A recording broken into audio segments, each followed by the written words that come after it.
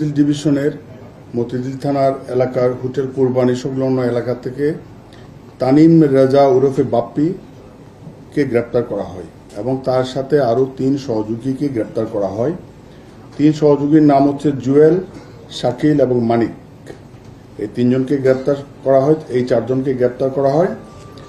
গ্রেপ্তার করার পরে তাদেরকে নিবিড়ভাবে জিজ্ঞাসাবাদ করা হয়। নিবিড়ভাবে জিজ্ঞাসাবাদ করার পরে তাদের আরেক সহযোগীর নাম তারা বলে, ওনার নাম হচ্ছে রাকিবুল ইসলাম ভূঁইয়া রিজন, বয়স ৩৫। এই রাকিবুল ইসলাম ভূঁইয়াকেও গ্রেপ্তার করা হয়। গ্রেপ্তার করার পরে আমরা তাদের পিসিপিআর অ্যানালাইসিস করলাম। অ্যানালাইসিস করার পরে দেখা যায় যে গত বেশ কিছুদিন ধরে ঢাকা মেট্রোপলিটন পুলিশ এলাকার স্পেশালি মতিঝিল বিভাগে যে সমস্ত ঘটনাগুলি ঘটেছে, তোর মধ্যে বেশ কয়েকটা ঘটনা ঘটেছে। সেটা হচ্ছে সবুজবাগ থানায় একটা অ্যাটেম্পট টু মার্ডার একটা মামলা হয়েছে সেইখানে, সেই সূত্রে, এবং একজন ব্যবসায়ী গত মে মাসে জনৈক ব্যবসায়ী, কমলাপুরের ব্যবসায়ী, ওনার নাম হচ্ছে মোহাম্মদ ইসমাইল, উনি গাড়ি ব্যবসা করেন। ওনার শপের শুটিং ইনসিডেন্ট ঘটায়, মানে গুলি করে চলে যায়।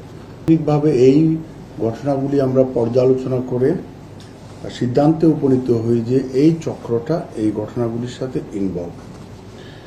ইনভলভ হওয়ার প্রেক্ষিতে তো আমরা তাদেরকে আমাদের টিম তাদেরকে জিজ্ঞাসাবাদ করার এক পর্যায়ে বাপ্পি এবং রিজন ওনারা স্বীকার করেন যে বাপ্পির অফিসে তাদের এই যে শুটিং ইনসিডেন্ট বা বিভিন্ন চাঁদাবাজির যে সমস্ত ঘটনাগুলি ঘটিয়েছে, মানে তাদের অস্ত্র আছে, তাদের পূর্বে ইউজড অস্ত্রগুলি আছে।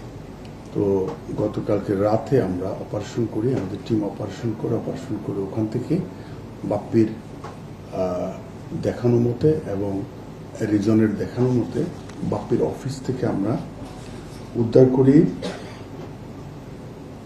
একটি বিদেশি রিভলভার, 2টা বিদেশি পিস্তল, 5 রাউন্ড রিভলভারের গুলি, 2 রাউন্ড পিস্তলের গুলি, একটি ইলেকট্রিক শটগান ও একটি বিদেশি কোরাল উদ্ধার করা হয়েছে। এই সংক্রান্তে বাপ্পি এবং এর রিজনের নামে মতিঝিল থানায় অস্ত্র আইনে মামলা রেকর্ড করা হয়েছে। পাশাপাশি আপনার গত মাসে একজনকে হত্যার চেষ্টা করা হয়েছিল হচ্ছে সবুজবাগ থানা এলাকাতে।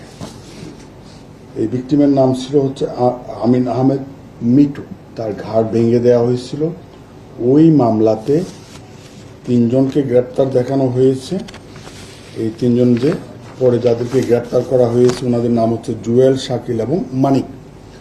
ওই ঘটনাতে এই বাপ্পি রিজনের সংশ্লিষ্টতা থাকলে তাদেরকে আমরা ওখানেও শোন এরেস্ট দেখাবো। তো তাহলে এই সামগ্রিক অপারেশনে আমাদের 3টা মামলা কার্যক্রম চলমান আছে। 3টা মামলার মধ্যে হচ্ছে আজকে একটা মামলা হয়েছে অস্ত্র আইনের, আর একটা মামলা রেকর্ড হয়েছে হচ্ছে অ্যাটেম্পট টু মার্ডার, আর একটা মামলা হয়েছে চাঁদাবাজি মামলা, যেটা ব্যবসায়ীর দোকানে যে গুলি করেছিল